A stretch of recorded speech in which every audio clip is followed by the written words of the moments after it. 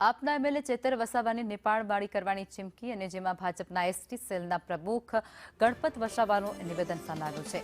ચેતર વસાવા એમની પાર્ટીની વિચારધારા મુજબ વર્તન કરી રહ્યા છે તેવો દાવો થયો છે। ભાજપ જે પાર્ટીની સરકાર એ ગરીબોની જ સરકાર છે તેવું તેમના દ્વારા કહેવાયું। આદિવાસી સમાજને 13 લાખ હેક્ટર જમીન આપવામાં આવી છે। શિક્ષણ અને આરોગ્યની પણ ચિંતા ભાજપ સતત આદિવાસીઓ માટે કરતી રહી છે। ભાજપ એ સર્વ સમાજને સાથે રાખી અને ચાલનારી પાર્ટી છે તેવો તેમનું કહેવું છે। એસટી મોરચાના પદ ઉપર ગણપત વસાવાની નિમણૂક કરવામાં આવી છે તેની સાથે વાત કરીશું।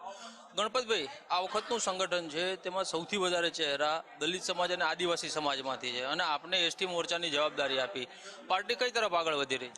મિત્રો, અમે તો કહીએ છીએ કે ભારતીય જનતા પાર્ટી એ બધા જ સમાજોને સાથે લઈને ચાલનારી પાર્ટી છે ને વિશેષ કરીને ભારતીય જનતા પાર્ટી એટલે ગરીબોની પાર્ટી છે, આદિવાસીઓની પાર્ટી છે, દલિતોની, કિસાનોની, મહિલાઓને, યુવાનોની પાર્ટી કે આદિવાસી મોરચો એ તમામ ગુજરાતના આદિવાસી સમાજ સુધી પહોંચે અને ભારતીય જનતા પાર્ટીનું સંગઠન એ આદિવાસી સમાજમાં ખૂબ મજબૂત થાય એ પ્રકારે અમે લક્ષ્ય લઈને કામ કરીશું। છાસવારે ચૈતર વસાવા છે આક્ષેપ કરે છે ને એણે હમણાં એવું કીધું છે કે અમારી જમીન છીનવશો તો નેપાળવાળી થશે, આ તેમનું નિવેદન છે। આ નિવેદનને કઈ રીતે તમે જોઈ રહ્યા છો?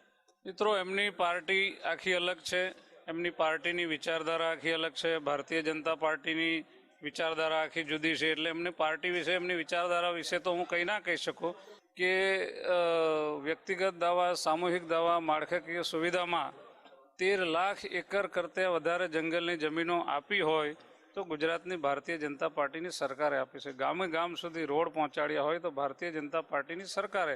એટલે અમારું કામ છે આદિવાસી સમાજને રોડ પહોંચાડવાનું કામ, અમારું કામ છે આદિવાસી સમાજ સુધી શિક્ષણ પહોંચે, આદિવાસી સમાજ સુધી આરોગ્ય પહોંચે, વીજળી પહોંચે। આ પ્રકારના અમે કામો કરીએ જેથી આદિવાસી સમાજ ઉત્થાનના માર્ગે જાય અને પ્રગતિના પંથે આવી શકે।